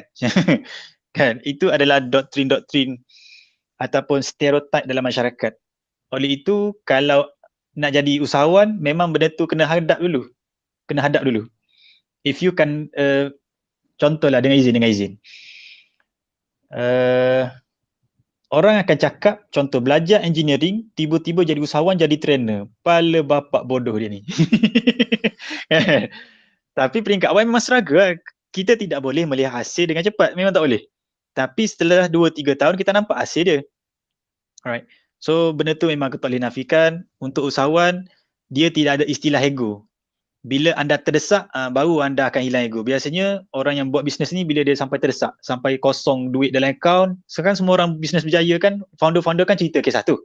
Biasanya bila dia hit the bottom, there is nothing more to lose. Baru dia mula hilang ego, langgar lah apa nak jadi pembuat. Time tu baru menjadi bisnes. Sebab dia mula tak ada nothing to lose ataupun dia langgar je. Baik, Itulah. Akmal. Kita punya audience ni dah cecah 2,500 pendengar. Jazakumullah semua. Okey, soalan. Rasanya dah pernah jawab tapi it's okay kalau ni Akmal nak ulang jawapan dia ni. Boleh saya tahu bagaimana fresh grade boleh cari peluang kerja di luar Malaysia? Ini apa brother Switzerland tu? Brother Switzerland malam ni tak ada. Tak ada.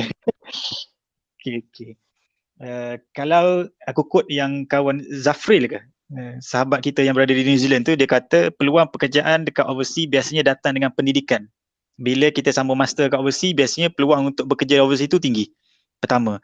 Kedua adalah kalau nak sambung overseas, sekarang dah ada remote work, so boleh apply. Contoh dekat IBM, dekat Google, dah ada remote work.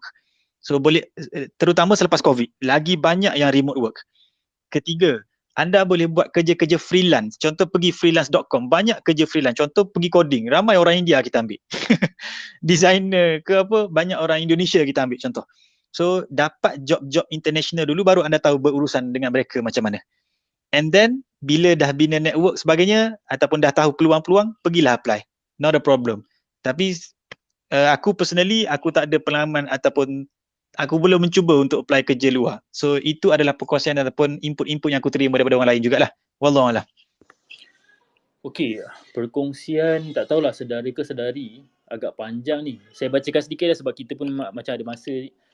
Assalamualaikum bang, saya ada sedikit pertanyaan. Macam saya ada rekod sakit kronik kanser paru-paru stage 3B, TB dan jangkitan luar paru-paru. Bila saya nak minta kerja, perlu tak saya bagi tahu sekali yang saya ni ada sakit kronik dalam CV or resume?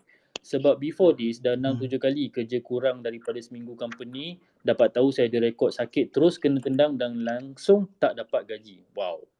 Before this, saya langsung tak bagi tahu siapa-siapa pasal sakit. Aduh.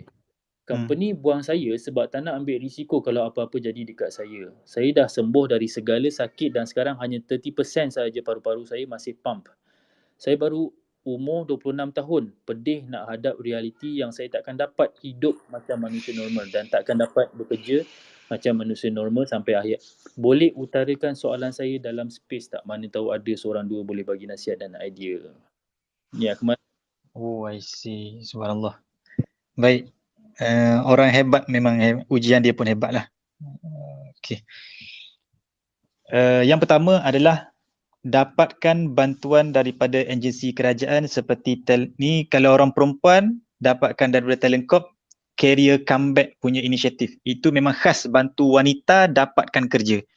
Kedua, kalau anda bukan wanita, dapatkan bantuan daripada EIS Perkeso. Dengan condition anda, EIS Perkeso boleh bantu connect dengan majikan daripada syarikat besar biasanya. Contoh, dekat aku lupa syarikat, bukan yang. Ada syarikat besar ni, walaupun anda ada condition macam-macam, if you are able to work, mereka terima. Bahkan mereka boleh assign lagi. Okay, dia kerja kasar-kasar tak boleh buat, kerja lasar tak boleh, dia kerja pejabat je. Syarikat multinational dan syarikat besar sebenarnya mereka lebih terbuka dengan condition begitu.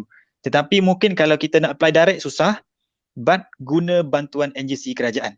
Ataupun yang kedua, dah agensi kerajaan approach dah, guna bantuan rekruter. Rekruter ni pihak ketiga. Rekruter tak ambil pekerja. Rekruter ni cari calon pekerja, dia suggest kepada syarikat. Syarikat tu klien dia. Klien ambil pekerja tu, hasil suggestion dia, maka dia dapat upah. Tak kisahlah, contoh satu talent dia bagi, dia dapat upah 800 satu kepala, contoh. Ataupun satu talent dia bagi, setiap bulan gaji talent tu 2% dia dapat, contoh. So ambil khidmat rekruter. Rekruter ni kerja dia tolong scan klien, dia cari graduan. So dia tolong connectkan anda dengan industri ataupun majikan. Boleh ambil khidmat orang tengah ni. Pertama, Talent Corp, career comeback untuk wanita ataupun EIS Perkeso ada inisiatif bantuan dia, call pegawai Perkeso, sebab setiap negeri ada career coach daripada EIS Perkeso. Mereka boleh advise segi kerjaya. Bahkan aku sendiri pun terima invitation untuk latih career coach di seluruh Malaysia. Alright. So memang ada orang boleh bagi nasihat kerjaya ni. Yang kedua adalah guna third party, iaitu recruiter ataupun recruitment firm. Dekat luar orang panggil sebagai headhunter. So mereka ini ada klien-klien, which is industri-industri, majikan-majikan yang nak pekerja, yang mereka tahu dan mereka ada connection. So these people might be able to help you instead of your condition. Mereka boleh assign lah majikan mana yang sudi terima, majikan mana yang ada kerja-kerja yang sesuai dengan kerja kita, tak perlu kerja lasak, kerja pejabat ke sebagainya. Wallahualam, harap membantu Tuan ataupun Cik Puan. Okey, kami pun dekat sini, audience pun insyaAllah akan mendoakan kelancaran lah untuk career pihak Tuan atau Puan yang bertanya tadi. Okey, ni Akmal, jazakumullah. So soalan ini mungkin soalan paling berat untuk malam ini, sebab tadi pun kau ada kongsi pasal minimum gaji tinggi banyak berlaku dekat MNC dan PLC saja. So minimum wage ni, apa pandangan kau sebagai seorang trainer, seorang seorang yang dah lama dalam bidang ni? Apa yang sebab katanya policy makers punya tanggungjawab. Kemudian ada yang bagi tahu kita patut cari jalan lain. So engkau sebagai orang yang berpengalaman, pandangan peribadi kau sendiri, dan apa yang kau boleh bercakap dari data-data yang kau ada, apa yang graduan dan fresh grade, orang yang sedang bekerja dapat 1,200 ni perlu buat? Ni Akmal. Baik, terima kasih Matt. Ini memang berat ni sebab banyak faktor yang mempengaruhi. Pertama, yang kedua adalah dia memang sangat sensitif. Sebab kita nak tak nak memang kena sentuh pasal polisi, kena sentuh pasal politik. Baik, beginilah. Okey, kita ambil gaji minimum. Gaji minimum yang terbaru yang kita dengar adalah 1,200 ataupun 1,100 pada lokasi-lokasi tertentu di luar bandar. Alright. Namun itu bukan untuk semua taraf pendidikan. Itu untuk taraf pendidikan tertentu sahaja. Alright. Apa yang kita kena compare bukan gaji minimum dengan negara-negara lain. Tidak. Kita kena compare adalah living wages. Gaji ataupun income untuk hidup, ataupun aku guna istilah gaji wajar lah, gaji nak survive. Dekat Malaysia, dekat Klang Valley, data daripada KRI bagi tahu gaji untuk survive seorang yang single guna public transport adalah 2,490 hingga 2,700. Rasa-rasa gaji minimum boleh support ke tak? Single Klang Valley. Out of top. Single Klang Valley. Single Klang Valley, betul. Itu kajian dia. So, kau rasa 2 kali ganda tak cukup? Separuh. Jangan marahkan pekerja kalau dia buat bisnes part time. Tak boleh nak fokus kerja. Malam jangan kacau, marah kacau malam sebab buat bisnes part time. Tak boleh marah lah. Majikan tak boleh argue benda tu. Okay. Kedua adalah, bila sebut pasal gaji ni, sebenarnya kita kena kembali kepada household income. Household income ni memang data hardcore daripada Department Statistik ataupun mana-mana kajian lah. Kita kena tengok social punya social cluster, social mobility, iaitu pengkelasan isi rumah. B40, M40, T20. Kalau dulu B40 4,850 ke bawah. M40 4,850 sehingga 11,000. Dan T20 11,000 ke atas. Selepas COVID, kita terdengar kan dalam RMK12, Perdana Menteri sebut bantuan kepada B50. Dah tak ada B40, makna kata rakyat Malaysia separuh dah miskin. Bottom 50. Yang middle 40 tadi dah jadi middle 30 dah. gaji jatuh. Berapa ramai yang jatuh? 10% jatuh. Berapa jumlah 10%? 600,000 rakyat Malaysia jatuh daripada middle jadi miskin, iaitu bottom. So, gaji minimum memang isu dia adalah isu semua orang hadap. Bukan graduan, bukan pertengahan, bukan senior. Semua kena hadap. Alright. Oleh itu, macam mana nak baiki? Kita tak boleh, dia tak ada short term solution why. Dia tak ada solution yang segera. So, pertama adalah memang kena hadap. Untuk graduan, kena hadap dulu tapi cari gaji yang bermaruah ataupun gaji yang wajar. Kalau dia offer 1,200 tu, kalau aku akan tolak dengan izin. Kalau at least kita ambil standard, apa indikator benchmark dia? Benchmark daripada kerajaan lah. Protege, berapa gaji protege? 2,000. Itu benchmark dia kalau degree. Kalau diploma berapa? 1,600, 1,800. Itu benchmark dia daripada MyStat. Kerajaan dah bagi benchmark dah. So, bahasa kasar dia, mana-mana bisnes tak ikut benchmark kerajaan, kau patut malu lah. Benchmark memang tak enforce, tak polisi. Dia adalah informal punya acknowledgement. Kerajaan buat standard dah, MyStat. 2,000 degree, 1,800, 1,600 diploma, SPM 1,400 ke berapa, 1,200. Itu standard yang kena ikut sepatutnya. Cuma ada syarikat tak mampu, ada syarikat cuba ambil kesempatan. Alright. Oleh itu, aku akan suggest kalau degree lah graduan, ambil yang 1,800 tu terima, okey dulu 1,800. 1,700 pun okey, 1,600 pun okey kalau luar bandar. Kalau bandar 1,600 sakit Alright, takkan nak duduk bilik harga 200.5 dekat KL. 200.5 tu kat mana? Bilik kecil kongsi 4 orang kot. Macam sardin. Alright, so call buat bisnes rumah kan. Alright, itu kisah lain, property punya.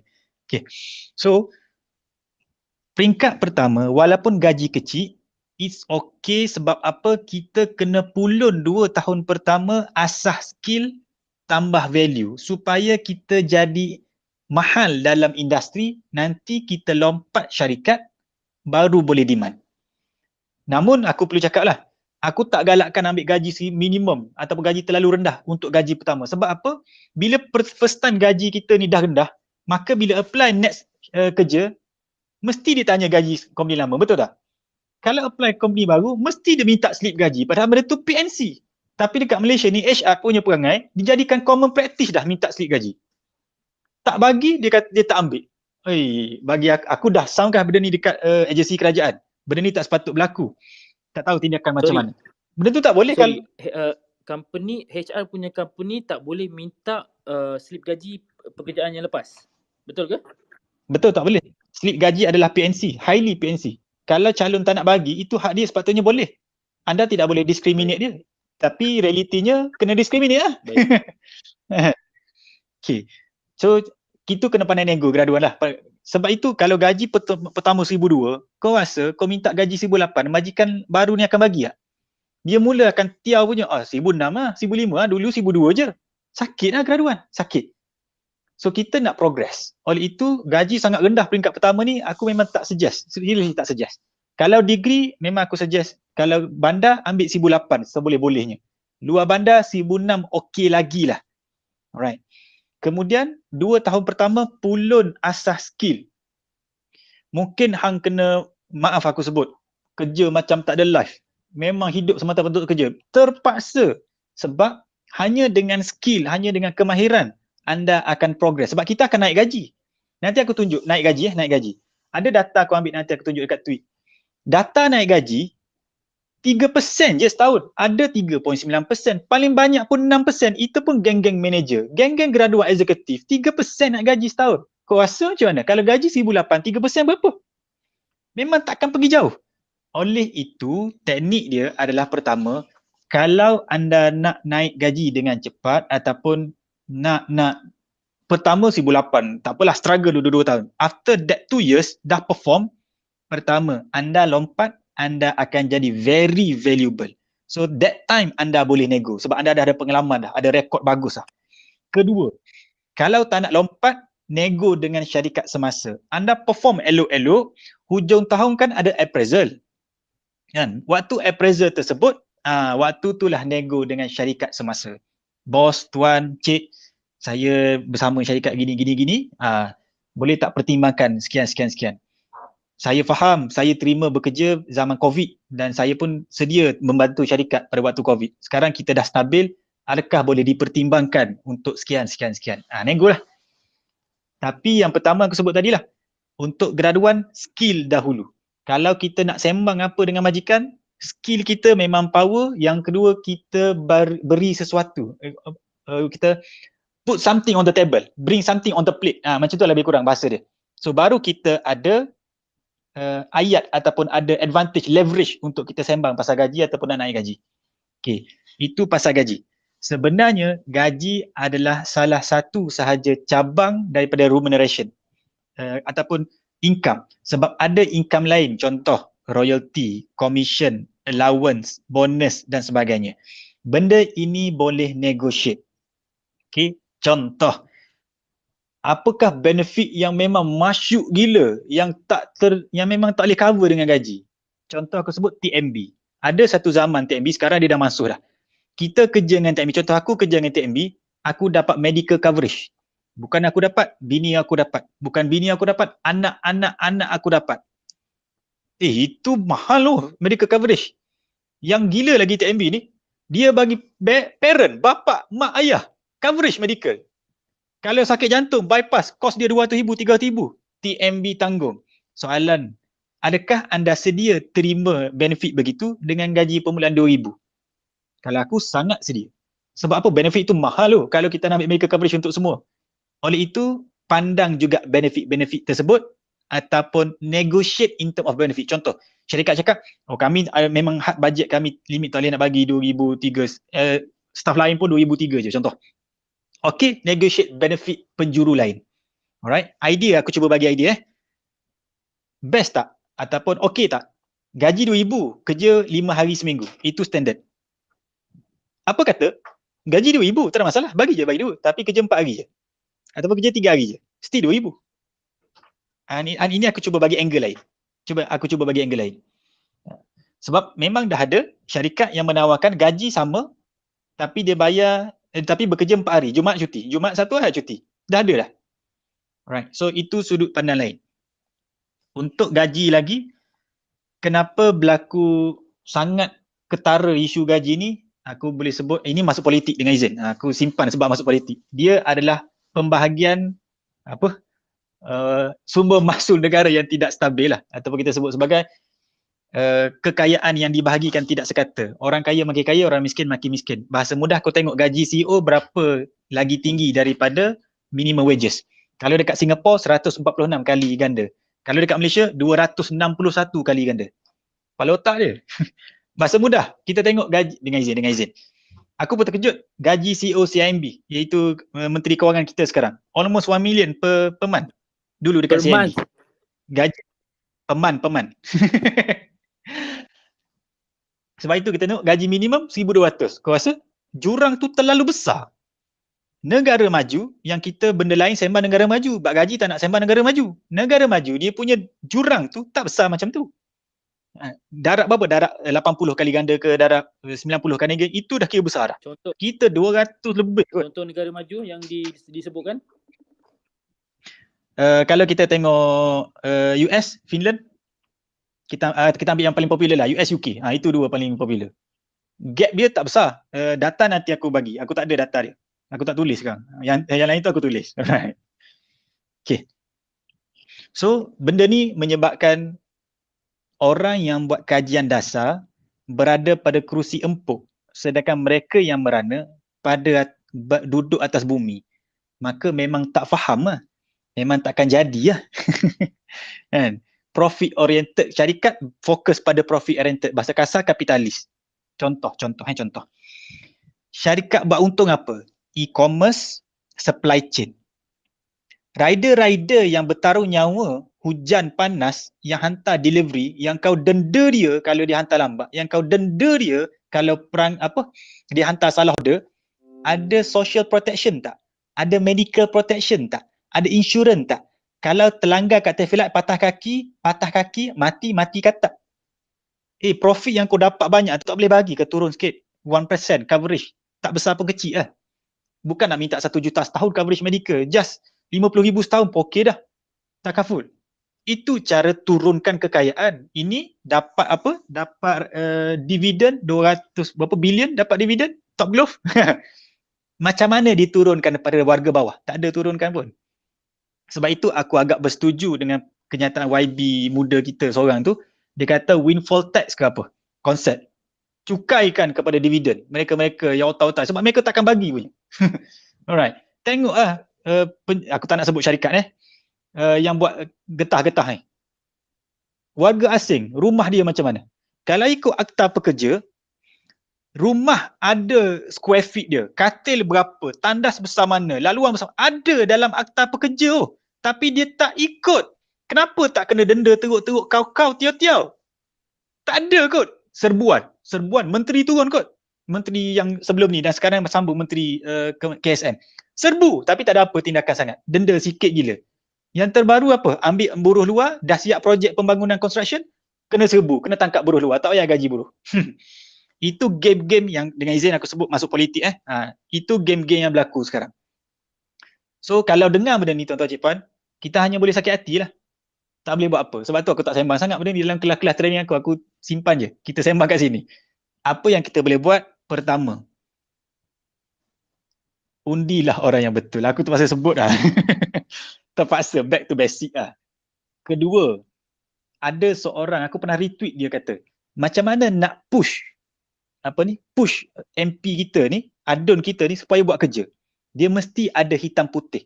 Buat aduan. Contoh macam sexual predator kan. Kenapa mereka boleh terlepas? Sebab tak ada hitam putih. Data tu polis tak dapat. Data tu kerajaan tak dapat. Kita tak ada hitam putih. So ada kes lapor. Baru banyak hitam putih, baru mereka dapat data. Baru diambil tindakan. So, dua perkara kita boleh buat adalah pertama, undi lah. Aku tak nak sebut lebih panjang, tapi undi. Itu memang mainkan peranan sangat penting. Kalau bahasa kasar dia, yang dah lama sangat tu cukup lah. You have done enough damage. Itu peribadi aku. Alright. Yang kedua adalah hitam putihkan aduan, laporan, cadangan. Walaupun berulang kali hitam putihkan, hantar, submit, guna NGO, submit, guna think tanker, submit je. Nanti dia akan jadi soft pressure. Nanti data tu akan berhimpun lama-lama penuh. Sekarang kita ni hanya sembang dekat social media, tapi kita tak hantar data tu. Yang saluran rasmi. Hantar. Walaupun tak nampak tempoh setahun, 2 tahun, tapi for the long term, percayalah benda tu akan pecah, meletup juga. Kita akan dapat, data sebenar, ada aduan banyak ni, dah komplain banyak ni, tapi tak diambil perhatian pun. Contoh. Itu sebagai rakyat kita boleh buat. Wallahualam. Jadi untuk masalah gaji minimum yang rendah ni, kita pun boleh push kita punya MP ni Akmal? Kita tak boleh push MP secara direct, tapi kita boleh push MP untuk buat kerja lah. Buat kerja macam mana? Dia push untuk dapat bantuan untuk kawasan dia. Dia push untuk AIS Perkeso datang kawasan dia, buat carnival kat kawasan dia. Dia boleh push minta dana khas untuk anak muda kawasan dia, inisiatif. Kalau anak muda dapat kerja, allowance 1,000, pergi kau travel sana kerja kat KL, contoh. Contoh orang 40 tahun ke atas dapat insentif 1,400. MP tu boleh tarik dana tu. Ataupun dia tarik agensi-agensi. Kerajaan tolong buat kesedaran untuk rakyat aku, kawasan aku, macam ni. Dia boleh tarik. So kita kena push minta. Begitu. Jazakumullah ni Akmal. Kejap, sekarang nak masuk pukul 10. Berapa ramai audience kita? 2,600. Thank you semua yang join malam ni. Ni Akmal pun dah banyak kali minta izin tadi. Okay, sedikit soalan daripada aku sendiri ni Akmal. Macam mana nak lompat company? Macam kau cakap tadi, satu kita kena hadap. Okay, fresh grade ni kita kena hadap 1,700, 1,800 kerja 2 tahun, asas skill. Kemudian macam mana kita nak lompat company untuk dapatkan 2,500, 2,600, 3,000? Sedikit tips, mungkin 3 minit, okay? Alright, baik. Nak lompat company kita panggil sebagai job hopping. Job hopping adalah antara, aku tak boleh nafikan, cara paling terbaik untuk naikkan gaji. Namun jangan terlalu kerap. Tempoh yang sesuai, kali pertama 2 tahun lompat. Lepas tu 2-3 tahun lompat. Itu should be okay. Bila dia jumpa maksimum berapa kali lompat dalam seumur hidup kita ni? Tak ada maksimum, aku bagi minimum lah. Tempoh paling kurang stay dekat sebuah syarikat suggested adalah 2 tahun. Paling kurang lah tu, paling kurang. Okay. Alright. So bila nak job hopping, pertama bila kita bina skill tersebut, maka pastinya skill tersebut skill yang mahal. Kita panggil sebagai high demand skill. Kita dah tahulah sebab kita masuk industri kan. So you all, tuan-tuan cik puan akan tahu dah benda tu. Then kita apply kepada syarikat-syarikat yang memerlukan skill tersebut. Demand supply, konsep mudah, demand supply. So barulah mereka boleh terima, dan seterusnya jawapan kalau ditanya berapa gaji dulu, cakap sebelum ini saya terima gaji tersebut dengan keadaan COVID dan dengan keadaan saya memang deal untuk minta leverage, apa kita panggil, saya nak kerja yang begini-begini, deal dengan company.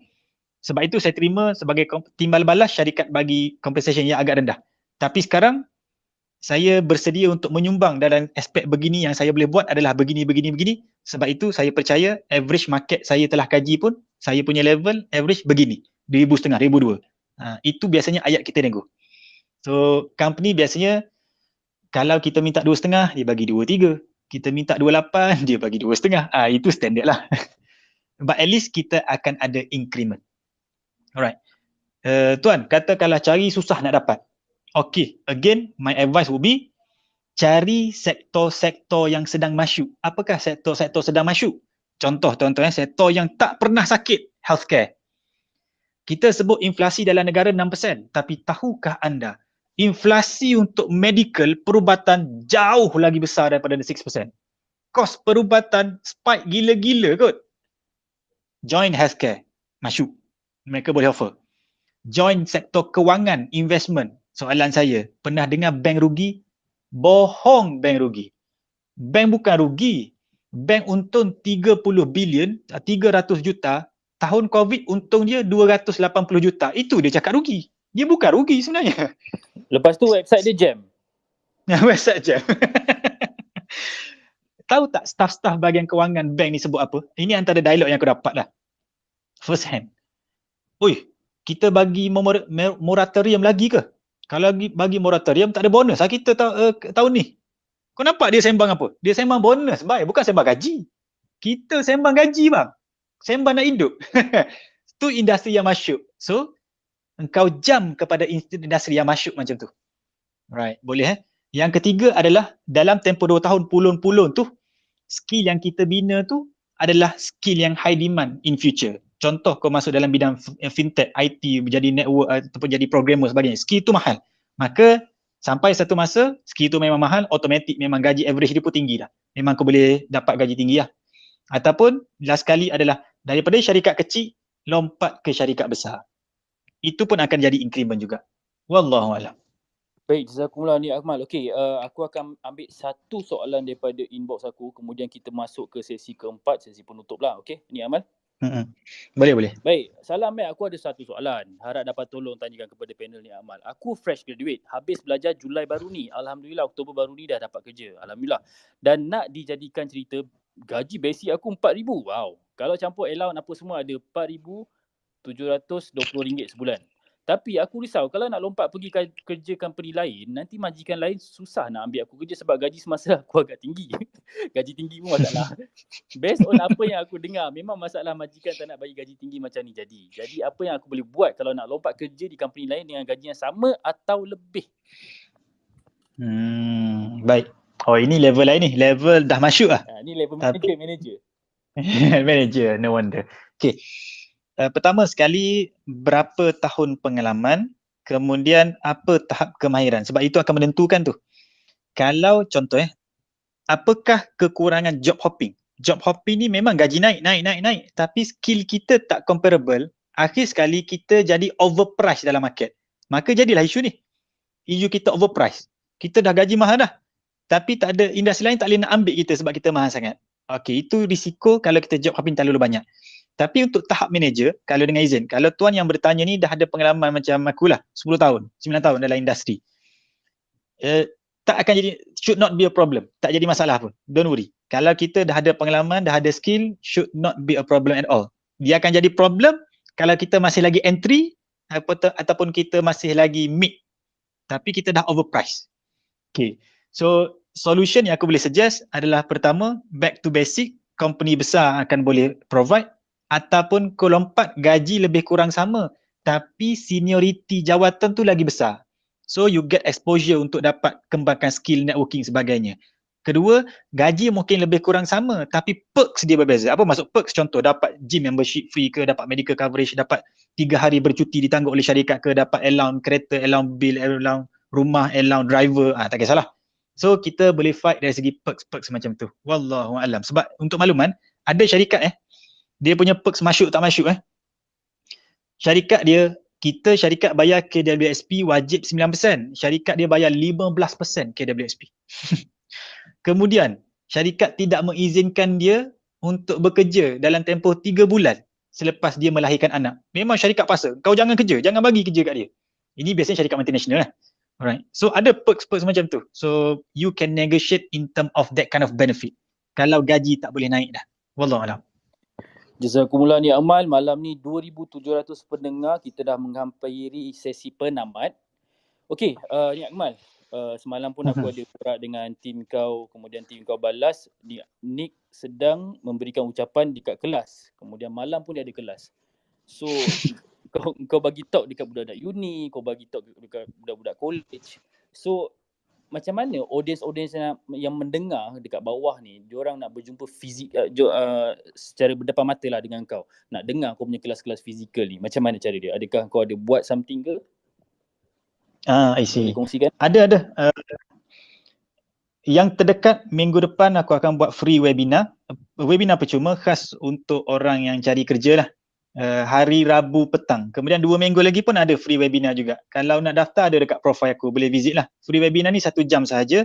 Aku akan jemput kadang-kadang alumni yang kelas intensif aku buat. Aku dah buat kelas GSM sebelum ni kan, aku dah bagi tahu. Alumni tu dah berjaya dapat kerja dah. Aku jemput dia share macam mana dia apply kerja, apa soalan dia tanya dalam interview, kita share case study macam tu. Case study yang paling latest. Contoh soalan paling latest Jangan terkejut soalan interview paling latest. Bahagian government dia tanya, kalau anda jadi haiwan apa anda akan jadi? Aku dengar macam otak tanya soalan macam ni. Tapi itulah realitinya. So benda itu sharing-sharing yang anda akan dengar dalam free webinar nanti, dan aku sendiri akan jadi main speaker lah. So boleh tengok dekat aku punya profile, boleh register free saja. Itulah Mat. Baik, jazakumullah kepada 2,702 orang yang mendengar. So tekan profile ni Akmal, follow dia. Kemudian kalau dia ada buat free webinar ke yang berbayar ke, just ikut je lah. InsyaAllah nanti ada punya hasil. Yes, okay. 2,700 lebih daripada expectation. Impact paling besar, space yang paling memberi kesan kepada aku adalah Nick Akmal, Zarif dengan seorang brother tu dekat Jerman. Sebab apa? Kata-kata semangat. Diorang ni kadang-kadang, yes, benda praktikal ni diorang akan buat.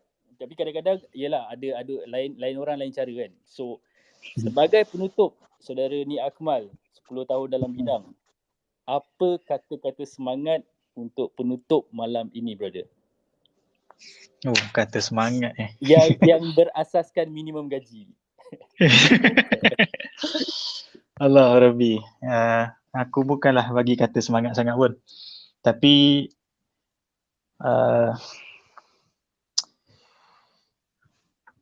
kalau kita ukur kejayaan adalah dengan kemahiran panjat pokok, maka monyet selamanya berjaya, kura-kura selamanya gagal, ikan selamanya gagal lah.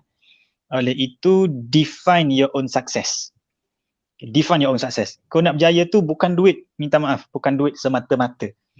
Tapi duit tu perlu wajarlah dengan izin. Aku baca kajian daripada Seth Godin dan sebagainya, baca buku dia. Gaji yang bagus untuk kita dapat akses makanan yang baik, kesihatan yang baik, pendidikan baik adalah lebih kurang 20k sebulan.